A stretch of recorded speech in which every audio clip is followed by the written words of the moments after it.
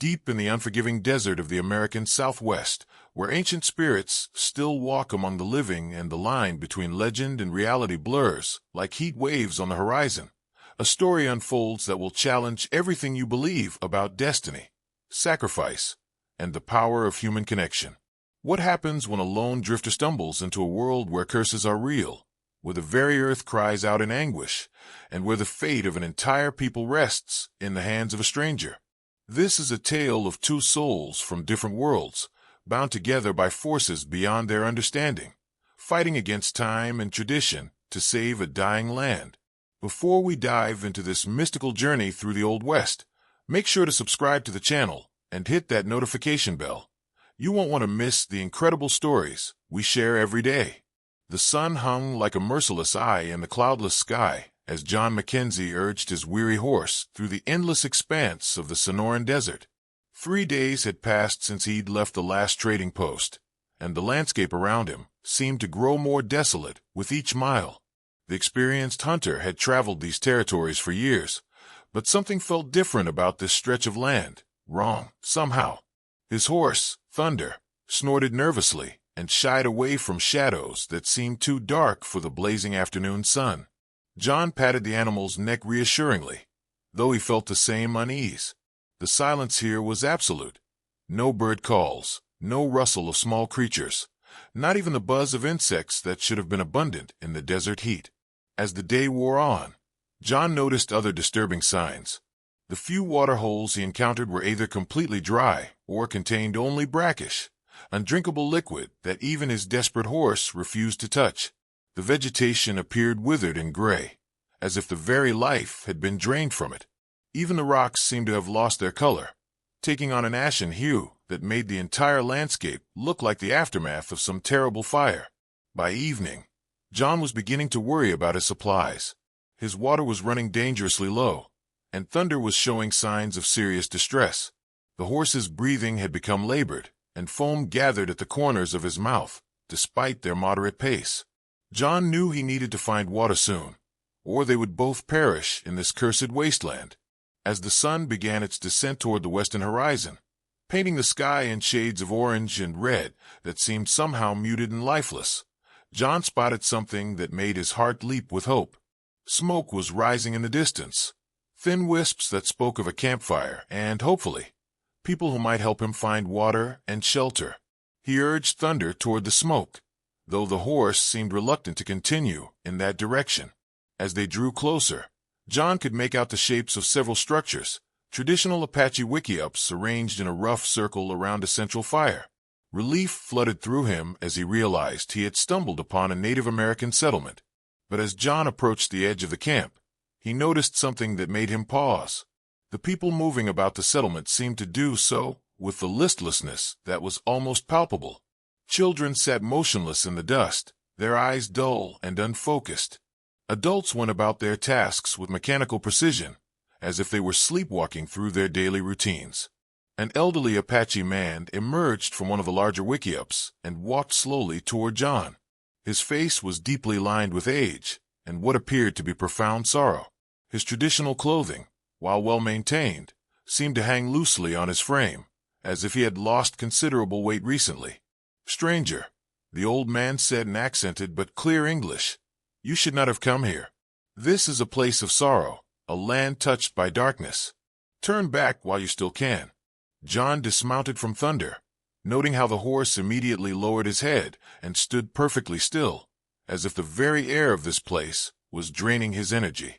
"I'm sorry to intrude," John said respectfully, removing his hat. "My name is John Mackenzie. My horse and I are in desperate need of water." The old man's eyes, dark and filled with pain, studied John carefully. "I am Nailnish, elder of this band. The water you seek, it too has been touched by the curse that plagues our land. But come, you cannot continue tonight. We will share what little we have." As Nailnish led John into the camp, the hunter couldn't help but notice the profound silence that seemed to permeate everything. Children who should have been playing and laughing sat in small groups, staring at nothing. Women worked at their tasks without speaking, their movements slow and deliberate. Men sat around the central fire, but there was no conversation, no laughter. What has happened here? John asked quietly as they approached the fire. This place feels wrong. Nailnish gestured for John to sit on a worn blanket near the flames. 3 moons ago, our world changed. The rain stopped falling, though it was not yet the dry season. The animals began to disappear. First the deer and elk, then the smaller creatures, even the birds. The plants withered and died, and our water sources turned bitter or dried up completely. The old man paused, staring into the fire as if seeking answers in the dancing flames. But it is more than drought, more than natural hardship. Our people have lost their spirit, their will to live. Children no longer play, adults no longer sing, and the very air seems heavy with despair. We are dying, not just in body, but in soul. John felt a chill despite the warmth of the fire. Have you tried moving to a different area? Perhaps this is just a particularly bad drought affecting this region. Nailnish shook his head slowly. We have sent scouts in all directions. The curse follows us wherever we go, as if it is tied to our very being rather than to this place. Our medicine men have tried every ritual, every ceremony they know, but nothing has worked. As if summoned by their conversation, other members of the tribe began to gather around the fire. John was struck by how young many of them appeared to be. This was clearly a small band, perhaps a family group that had been traveling when the curse struck. Among them was a young woman who immediately caught John's attention. While the rest of the tribe moved with the same listless quality John had observed earlier, this young woman walked with purpose and determination. Her dark eyes held a spark of life that was absent in the others, and when she looked at John, he felt as if she was seeing something in him that even he didn't know existed. This is Tala, Nailnish said, noticing John's attention. She is our keeper of the old stories, the guardian of our most sacred traditions. She has been different since the curse began. While the rest of us have felt our spirits drain away, hers seems to have grown stronger. Tala approached the fire and sat across from John, her gaze never leaving his face. When she spoke, her voice was clear and strong, a stark contrast to the weary tones of the others. You are not from this land, she said, and it was not a question. Your spirit carries the scent of distant places, of freedom and movement. You have not been touched by the darkness that holds us. John nodded, unsure how to respond to such an unusual greeting. I'm a hunter and trader. I travel throughout the territories, but I've never encountered anything like what I've seen here. Tala's eyes seemed to brighten at his words, and she leaned forward slightly. Tell me, stranger, do you believe in forces beyond what the eye can see? Do you accept that there are powers in this world that cannot be explained by the white man's science? The question caught John off guard. He had always considered himself a practical man, someone who dealt with the tangible realities of survival in a harsh land. But the evidence of his own senses was undeniable. Something unnatural was affecting this place and these people. I believe in what I can see and feel, John said carefully, and what I see here defies any natural explanation I can think of. A murmur went through the gathered tribe members, and John noticed several of them exchanging meaningful glances. Nailnish leaned forward, his weathered face grave in the firelight. Then perhaps, the old man said slowly, it is time to tell you why your arrival here may not be the accident it appears to be. As the fire crackled and the desert night settled around them, John felt a sense of foreboding wash over him. Whatever these people were about to tell him, he sensed that his life was about to change in ways he could never have imagined. The fire cast dancing shadows across the faces of the gathered Apache as Nailnish began to speak in a voice that seemed to carry the weight of generations. John noticed that even the children, who had been sitting listlessly nearby, seemed to perk up slightly as the elder's words filled the night air. Long ago, Nailnish began, before the white man came to these lands, our people lived in harmony with the spirits of this place. The earth provided for us. The rains came when needed, and the animals shared their lives so that we might survive. Tala moved closer to the fire, her eyes reflecting the flames as she listened to words she had clearly heard many times before. But there was an intensity in her expression that suggested tonight was different, that the familiar story held new meaning in the presence of the stranger. But harmony requires balance, Nailnish continued. and balance requires sacrifice. Our ancestors understood this, and they made a sacred pact with the spirits of the land. In exchange for their protection and provision, we would honor them with ceremonies, with respect for all living things. John found himself drawn into the story, despite his natural skepticism. There was something in the old man's voice, a conviction that spoke of deep truth rather than mere superstition. For generations, this pact held strong. Our people prospered, not in the way of accumulating wealth, but in the way of living in peace with the world around us. Children grew strong and healthy. Elders lived to great ages filled with wisdom, and the land itself seemed to sing with contentment. The elder paused, reaching for a small pouch at his side. He withdrew a handful of what appeared to be dried herbs and sprinkled them on the fire. The flames flared briefly, releasing a sweet, pungent smoke that made John feel slightly lightheaded. But then came the time of great change, Nailnish said, his voice growing heavier. Wars between tribes, the arrival of foreign peoples, the disruption of old ways. In the chaos and confusion, the sacred ceremonies were neglected. The pact with the spirits was forgotten by some, ignored by others. Tala spoke for the first time since the story began, her voice soft but clear. The spirits were patient at first. They understood that change was part of the natural order. But as years passed and the neglect continued, their patience turned to anger, and their anger to wrath. The curse began slowly, Nailnish continued. Crops failed one season, then recovered the next. Animals became scarce, then returned. It seemed like natural fluctuations, the kind of hardship that all people face from time to time. But gradually, the problems became more severe and more persistent.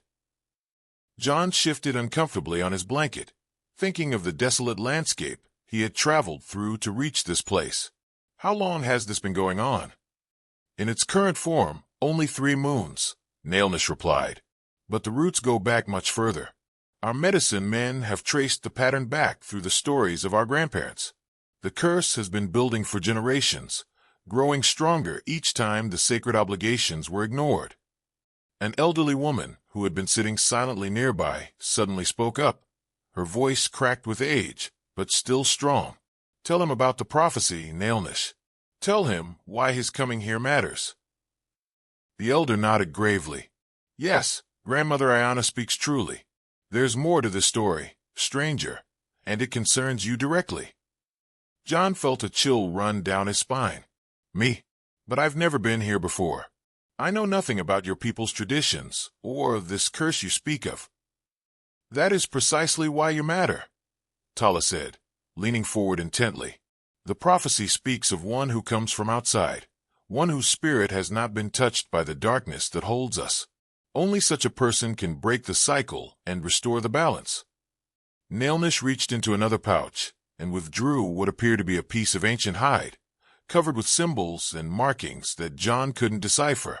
This was given to our people by the spirits themselves, in the time before memory. It tells of a great testing, a time when the pact would be broken and the land would cry out in anguish.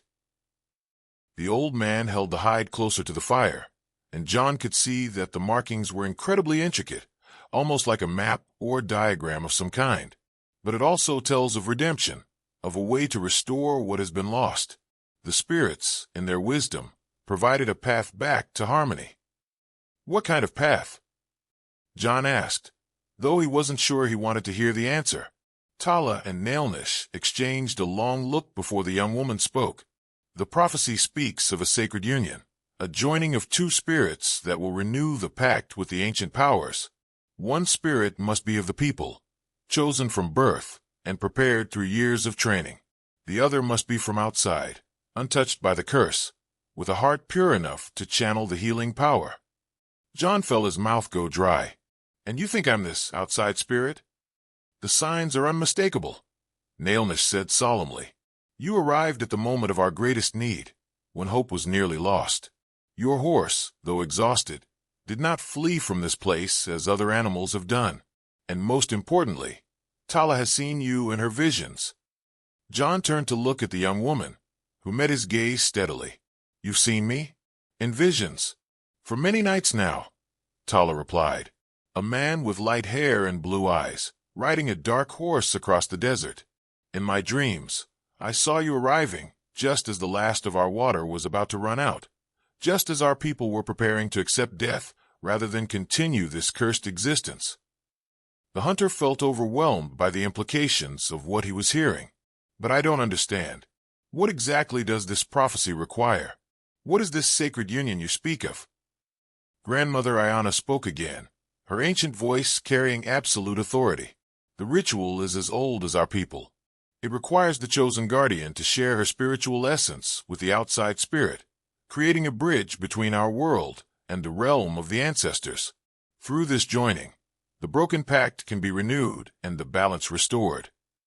It is not something to be undertaken lightly, Nailnish added quickly. The ritual requires complete trust, absolute commitment, and a willingness to sacrifice personal desires for the good of all. Both participants must enter into it freely, with full understanding of what is required. John looked around the circle of faces, all watching him with a mixture of hope and desperation that was almost painful to see. These people were dying, not just physically but spiritually, and they believed he held the key to their salvation. "What happens if I refuse?" he asked quietly. "Then we continue as we are," Tala said simply. "We waste away until there's nothing left, and the curse spreads to other lands, other peoples. The spirit's anger will not be contained to just our small band."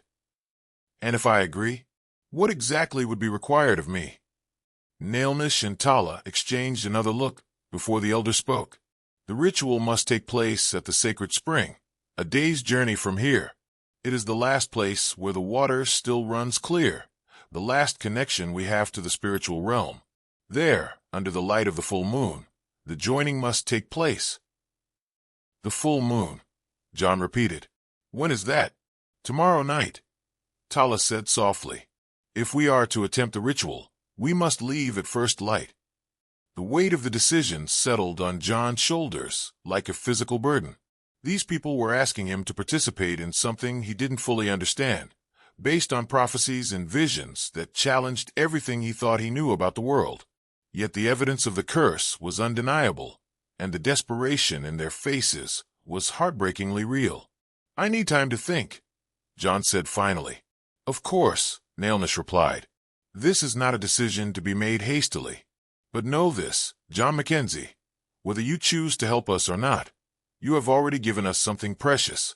For the first time in 3 moons, we have hope."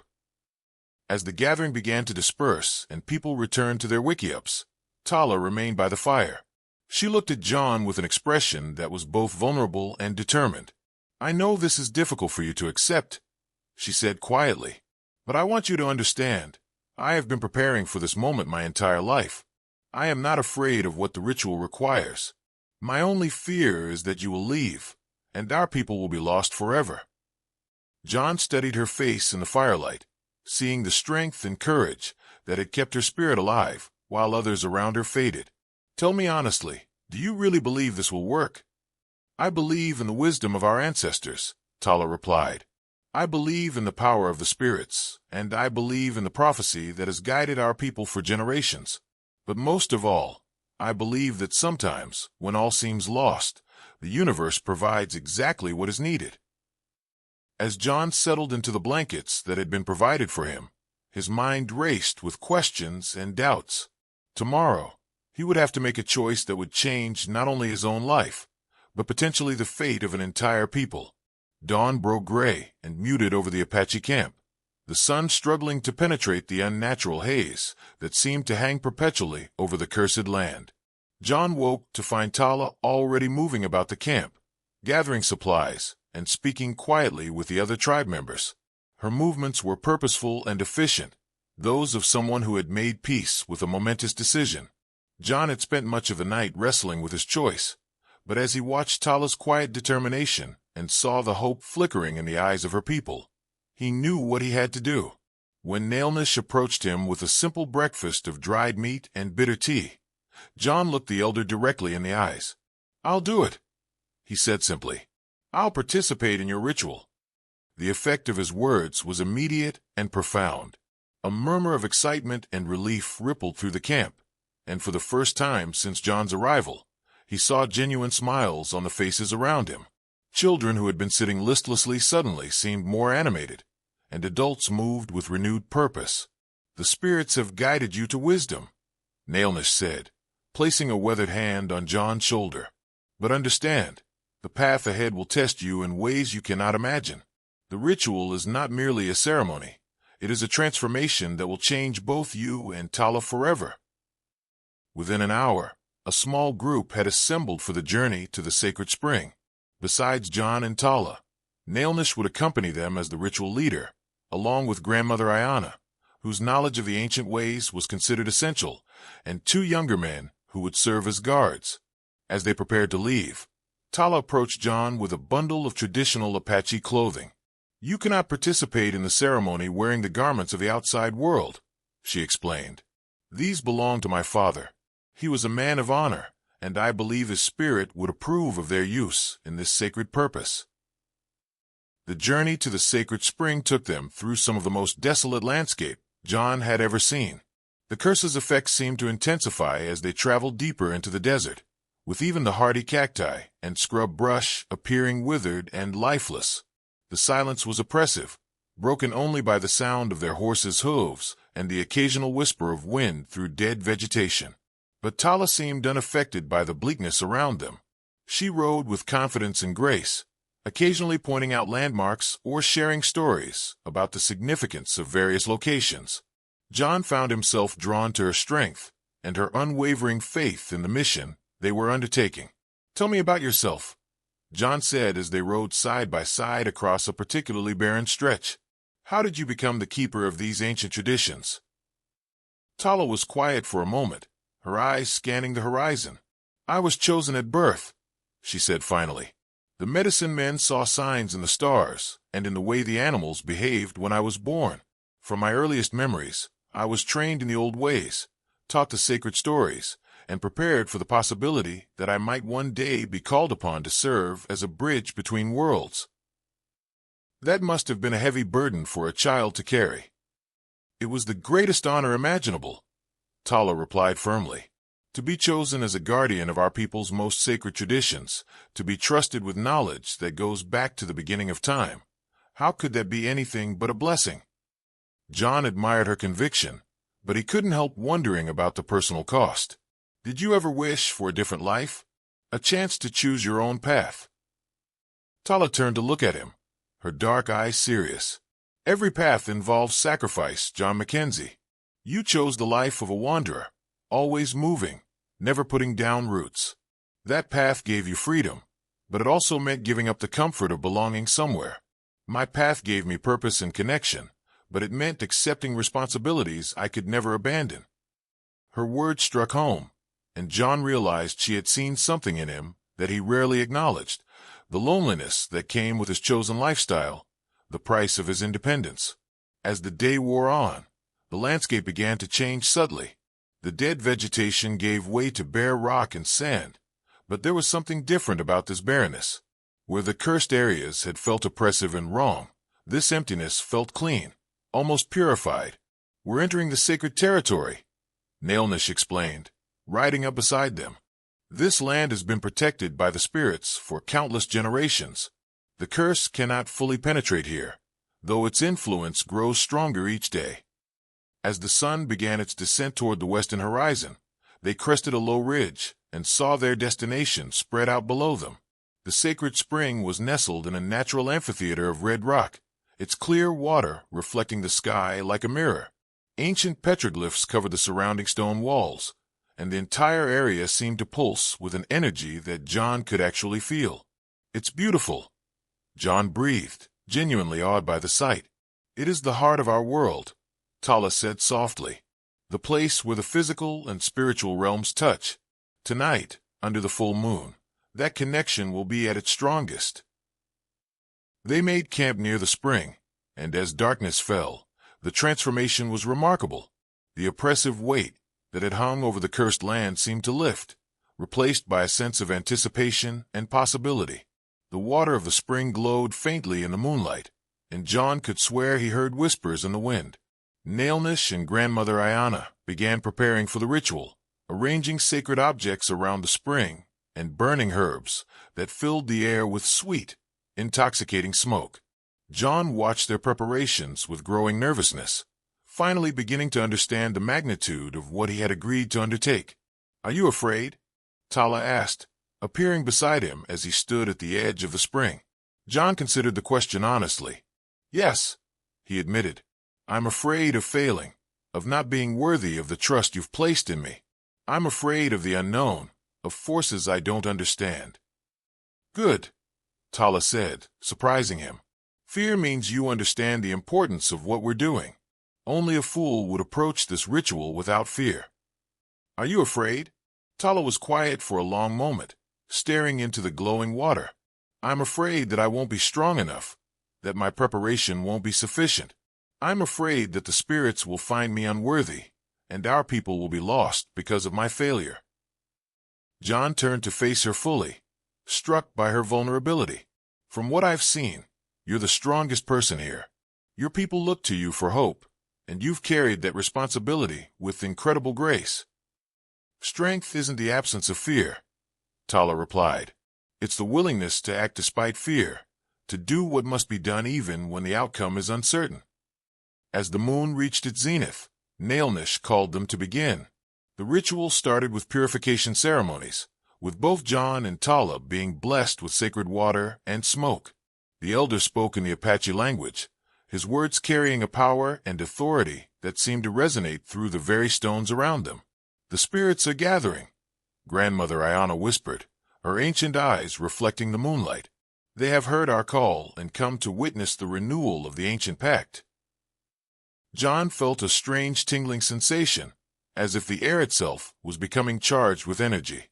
The petroglyphs on the surrounding walls seemed to glow more brightly, and he could swear he saw movement in the shadows. "Now comes the moment of truth," Nailnish said, his voice carrying clearly in the still night air.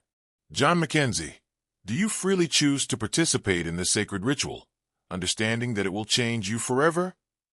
John looked around the circle of faces, seeing hope, fear, and desperate faith reflected in their eyes. He thought of the dying land, the suffering people, and the young woman who had dedicated her life to preserving something sacred and ancient. "I do," he said firmly. "Tala, daughter of our people, guardian of the old ways, do you freely choose to fulfill your destiny, knowing that the path ahead is uncertain and the cost may be great?" "I do," Tala replied, her voice strong and clear. Nailnish nodded solemnly. "Then let the ritual begin. May the spirits guide you both, and may the ancient pact be renewed through your courage and sacrifice." As the ceremony continued, John felt himself being drawn into something far larger than himself, a connection to forces and powers that had existed long before his birth and would continue long after his death. This was real. The curse was real, the spirits were real, and the ritual they were about to complete would determine the fate of not just Tala's people, but potentially the entire region. The sacred spring seemed to pulse with otherworldly energy as Nailnish guided John and Tala through the final preparations. The elder's voice rose and fell in ancient chants, his words weaving together Apache traditions that had been passed down through countless generations. The very air around them shimmered with power, and John felt as though he was standing at the threshold between two worlds. "The spirits have accepted your offering of courage," Nailnish intoned, his weathered face illuminated by the ethereal glow emanating from the spring. "Now you must complete the sacred joining, the union of two souls that will bridge the gap between the physical and spiritual realms." Tala stepped forward, her traditional dress flowing around her like liquid moonlight. In her hands, she carried a ceremonial bowl carved from sacred stone, filled with water from a spring that seemed to glow with its own inner light. Her eyes met John's, and he saw in them a mixture of determination, trust, and something deeper, a connection that transcended the circumstances that had brought them together. "This is not merely a ritual," she said softly, her voice carrying clearly in the still night air. "It is a true joining of spirits, a bond that will link us forever to each other and to the ancient powers that govern this land. Are you prepared for such a commitment?" John felt the weight of her question settle over him. He had come to this place as a wanderer, a man who had spent his life avoiding deep connections and permanent commitments. But looking into Tala's eyes, seeing the faith and courage that had sustained her people through their darkest hour, he knew that his old life was already behind him. "I am," he said simply, and meant it with every fiber of his being. Grandmother Ayana stepped forward, carrying a bundle of sacred herbs that she placed carefully on the stone altar beside the spring. As the smoke rose into the night air, she began to speak in the ancient language, her words seeming to call forth responses from the very rocks around them. "She is invoking the presence of our ancestors," Tala explained quietly, "calling upon the spirits of all those who have participated in this ritual before us, asking for their guidance and blessing." John felt a profound sense of connection to something larger than himself, a continuity that stretched back through time to the very beginning of human presence in this sacred place. The petroglyphs on the surrounding walls seemed to come alive in the flickering light, telling stories of other ceremonies, other moments when the balance between worlds had been restored through courage and sacrifice. As the ritual reached its climax, Nailnish instructed John and Tala to drink from the ceremonial bowl, sharing the sacred water that would bind their spirits together. The liquid was unlike anything John had ever tasted, cool and refreshing, but with an underlying energy that seemed to flow through his entire body. "Now," the elder said solemnly, "you must complete the joining. Let your spirits merge as one. Let your combined essence reach out to the ancient powers, and let the broken pact be renewed through your union." What followed transcended anything John could have imagined. As he and Tala came together beside the glowing spring in a spiritual embrace that connected their very souls, he felt his consciousness expand beyond the boundaries of his physical form. He could sense her thoughts, her emotions, her deep love for her people, and her unwavering faith in the power of the ancient ways. Through their connection, John experienced visions of the land as it had been before the curse, green and vibrant, teeming with life and possibility. He saw the Apache people living in harmony with the natural world, their ceremonies and traditions maintaining the delicate balance that kept the spiritual and physical realms in alignment. But he also saw the gradual breakdown of that harmony, the slow erosion of the old ways as outside influences and internal conflicts disrupted the ancient patterns. He felt the pain of the spirits as their pact with humanity was forgotten, their anger as the land they had protected began to suffer and die. And then, through the power of his and Tala's joined spirits, John felt something shift. The anger of the spirits began to transform into understanding, their pain into hope for renewal. The sacred spring beneath them pulsed with increasing intensity, its light growing brighter and more encompassing. "It's working," Tala whispered, her voice filled with wonder and joy. "I can feel the curse beginning to break, the spiritual bonds being restored." John could feel it too, a sense of healing spreading outward from the spring like ripples on a pond. The oppressive weight that had hung over the land was lifting, replaced by a feeling of renewal and possibility. In the distance, he could hear the sound of thunder, though the sky remained clear, the first promise of rain in months. As their spiritual union reached its peak, John experienced a transformation that went far deeper than anything he had expected. His connection to Tala had opened him to a new understanding of his place in the world, a recognition that true fulfillment came not from endless wandering, but from finding something worth committing to, something worth protecting and nurturing. The ritual continued through the night, with Nailnish and Grandmother Ayana guiding them through the complex ceremonies that would seal the renewed pact with the spirits. As dawn approached, the changes in the land became visible to the naked eye. The water in the spring ran clearer and stronger. Plants that had been withered and dying began to show signs of new growth, and the air itself felt cleaner and more vibrant. "The curse is broken," Nailnish announced as the first rays of sunlight touched the sacred spring. "The ancient pact has been renewed, and the balance between worlds has been restored." John and Tala, still connected by the spiritual bond forged during the ritual, looked out over the transformed landscape with wonder and gratitude. In the distance, they could see storm clouds gathering on the horizon, the first real rain the region had seen in months. "What happens now?" John asked, though he already knew that his life had been irrevocably changed by the night's events. "Now we return to our people and help them rebuild," Tala replied, her hand finding his. "The curse is broken, but there is much work to be done to restore what was lost." "And us?" John asked quietly. "What becomes of the bond we forged?" Tala smiled, and John saw in her expression a happiness and contentment that had been absent during their first meeting. "We are joined now, not just by the ritual, but by choice and by love. If you will have me, I would like to build a new life together, one that honors both your heritage and mine." John felt a sense of completion that he had never experienced before. His years of wandering had led him to this moment, to this place, to this remarkable woman who had shown him what it meant to truly belong somewhere. "I can't think of anything I'd want more," he said, pulling her close as the sun rose over the renewed land. As they prepared to return to the Apache camp, John reflected on the incredible journey that had brought him to this point. He had arrived as a stranger seeking water and shelter, and he was leaving as a man transformed, bound by love and purpose to a people and a land that had become his own. The ride back to the camp was a celebration in itself. The landscape that had been dead and barren just days before was already showing signs of recovery. Green shoots pushed up through the previously lifeless soil. Water flowed in streams that had been dry for months, and the air was filled with the sounds of returning wildlife. When they reached the Apache camp, the transformation was even more dramatic.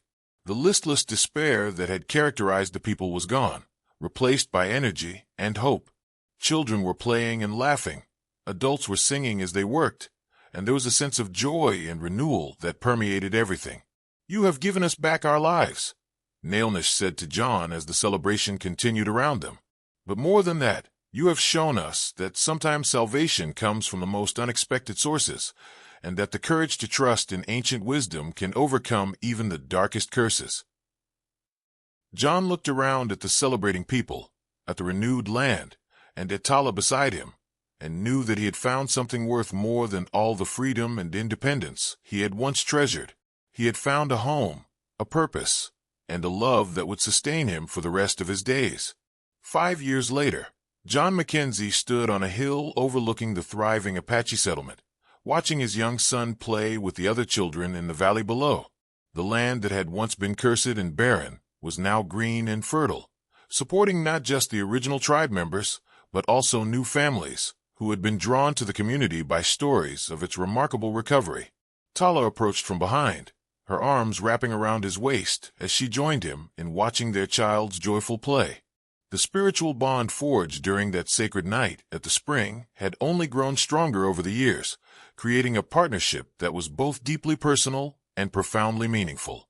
"Do you ever miss your old life?" she asked, though she already knew the answer. John turned in her arms, looking into the eyes of the woman who had transformed not just his life, but his very understanding of what it meant to be truly alive. "How can I miss something that was never really living?" he replied. "I thought I was free when I was wandering alone, but I was just lost. You showed me what real freedom looks like, the freedom that comes from choosing to be part of something larger than yourself."